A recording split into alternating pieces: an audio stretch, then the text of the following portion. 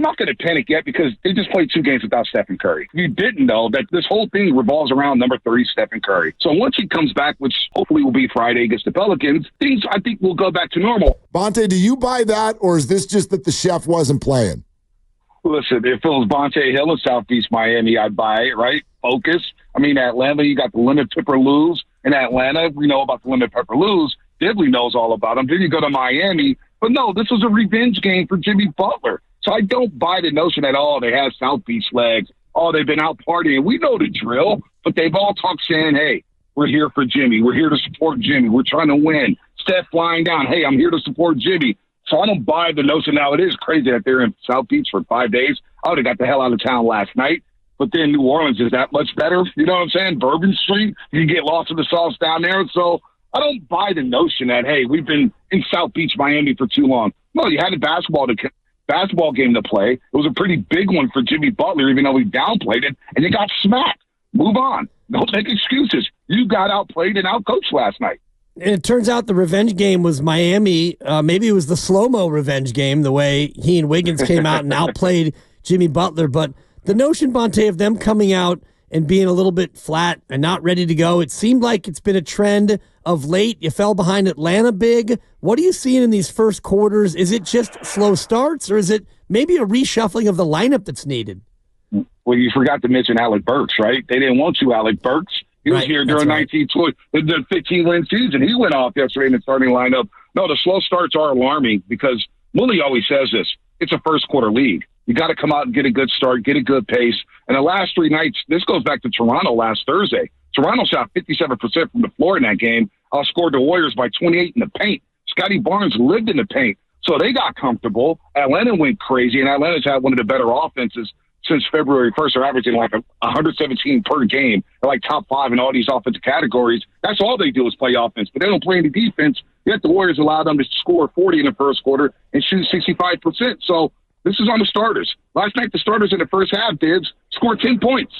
You got 10 points from your starters in the first half. That's unacceptable. For the game, they scored 38, while Miami Heat starters go for 88. And that's not including Andrew Wiggins, who went 4-13 from the floor. So this is on the big boys. Last night, it's on the big boys to set the tone, just like in Atlanta without Stephen Curry. And I'm looking at Draymond Green. I'm looking at Jimmy Butler.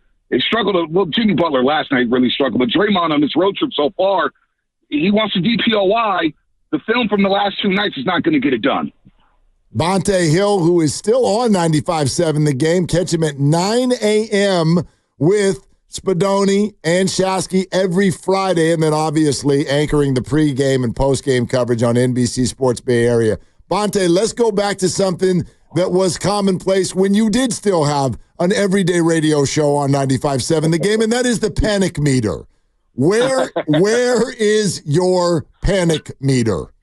Marky, you set that up like I got fired or something, man. And you guys are just giving me a phone. Hey, I don't know how it all went down, man. I ain't in your business. All I know is I don't hear you in the mornings anymore. No, you hear Joe Spadoni, right? And I'm thinking to myself, what am I doing taking my daughter to school right now? I should be in the studio downtown panicking over the Warriors. No, there's no panic meter.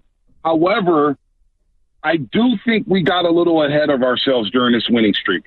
Because how many teams did they play that wasn't at full strength? Now, I'll give the Warriors credit. You control how you play. You control what you control, which is how you play and how you produce it. They look good. They look like a fine humming basketball team that was going to be a dangerous team in the Western Conference.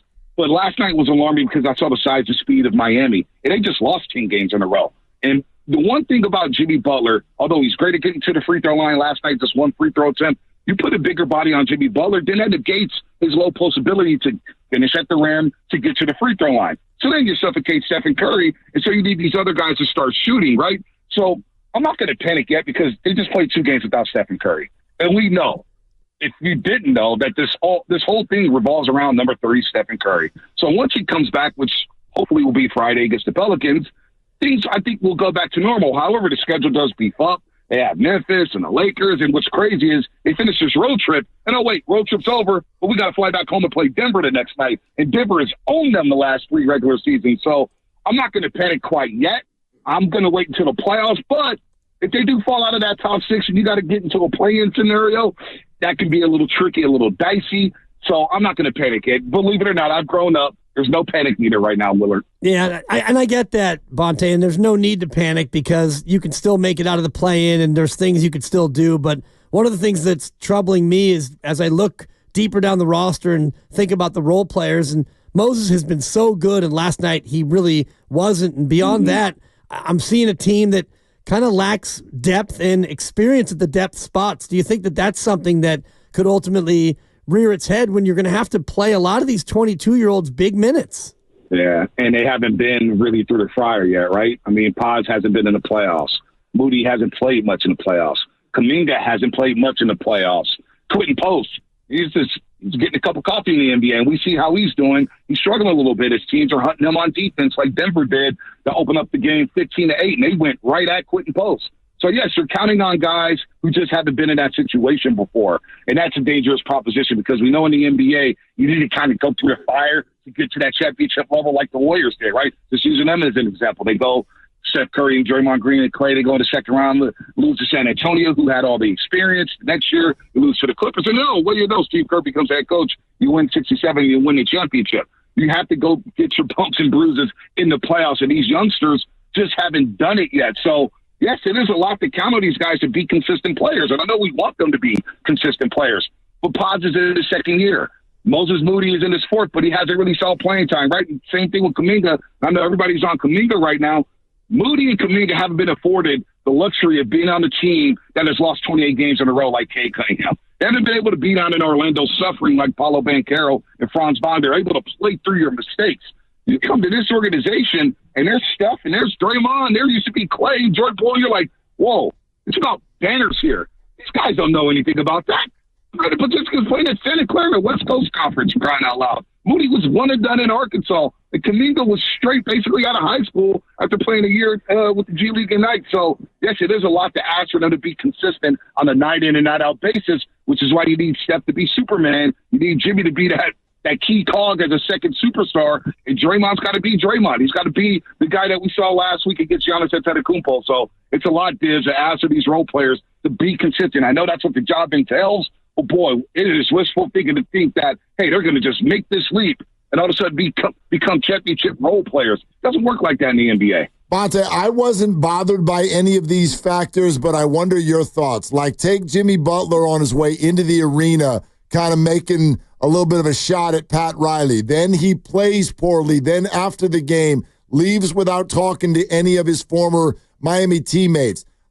I wasn't bothered by it, but I admit that it was the first time as a Warrior that Jimmy Butler kind of put a bad look, I think, out to the world. What's your take on Jimmy and the entire return to Miami experience?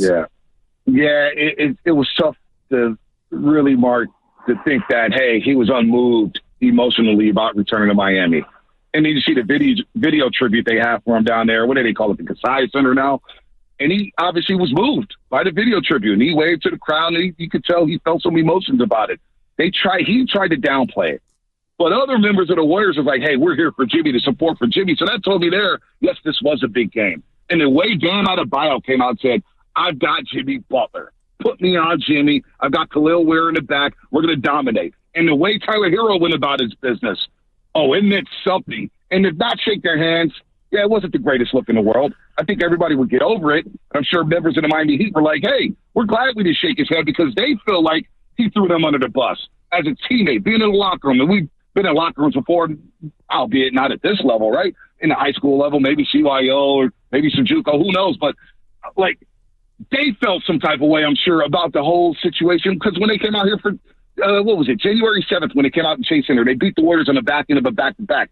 I heard rumblings from that camp saying, man, we just want this thing to end. Like, either play with us or don't play with us. And so as a former teammate, I'm sure they had a sour taste in their mouth, and I'm sure they didn't trip that Jimmy didn't shake their hands. I think it would have been big of Jimmy to take the high road, go over there, hey, Tyler, good stuff, man, best of luck. We had some great runs. Bam, great stuff, man, had some great runs. Hey, Coach Spoke, thanks for taking a chance on me. No, it wasn't the best look at all for Jimmy Butler. Now the world is seeing it, and we're seeing all these reports saying, hey, man, I feel embarrassed for Heat fans for cheering for this guy after what he did yesterday, not shaking people's hands. It wasn't the best look for Jimmy Butler, and that's what people were warning. Like Ira Winderman, whatever his name is, from Miami, he covers the Heat. He covered him for like 30-plus years.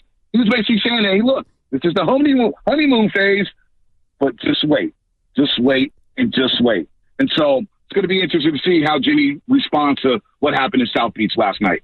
I'm less concerned by the pre and the post game as I am with the in game. And for the first time, it felt like Jimmy was not up to the measurement of what was needed. And he said before, when it's a big game, I'll be there and I'll turn it on when it's time. And it felt like, you got 10 more of these games, 11 going into last night. Felt like last night would have been the time. But just basketball-wise, Bonta, I know the matchup was rough, but what did you see from Jimmy as far as overall assertiveness?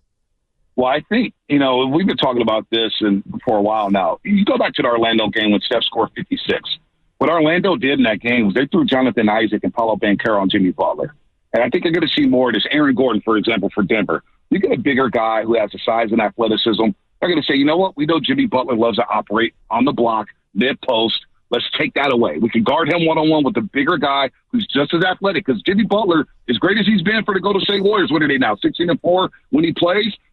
He doesn't blow by guys with just quick first step, athleticism. He kind of bullies his way into the paint, and he gets to the free throw line. But if you throw these bigger guys on him, like Bam, like Paolo Banchero, like Aaron Gordon, Scotty Barnes for Toronto, all of a sudden you can play him one-on-one, and you can negate his free throw shooting, saying, hey, look, let's not put him on the free throw line. Let's make the Warriors work for jump shots here. You could take away some of that spacing. So it'll be an adjustment. Again, no Stephen Curry.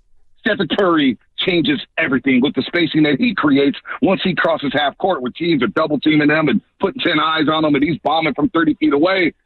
He will be better. But it's going to be interesting in the Western Conference where you have the Clippers now ascending and they have Kawhi Leonard rolling and you have the Lakers rolling and you have Denver starting to get healthy. And all of a sudden Oklahoma City has guys like Lou Dort and Jalen Williams who could guard guys down there on the block. It's going to be very interesting to see how this plays out with Jimmy Butler. And I'll add this to it. It wouldn't shock me if the Warriors start shopping him in the offseason. Now, I'm maybe getting ahead of myself here, but what we know about the Warriors right now, Mark and Dibs, they are big game hunting. They're in on every single name and calling teams to try to get that other superstar. So we'll see how long this marriage lasts. I don't think, they love everything about Jimmy, and Jimmy's been a good soldier for the Warriors so far. But let's just see how the playoffs end up. Let's just see how far the Warriors go, and let's see what happens with some of these other teams in the league that may bow out early on in the NBA playoffs. Then we may have an entirely different conversation come all season.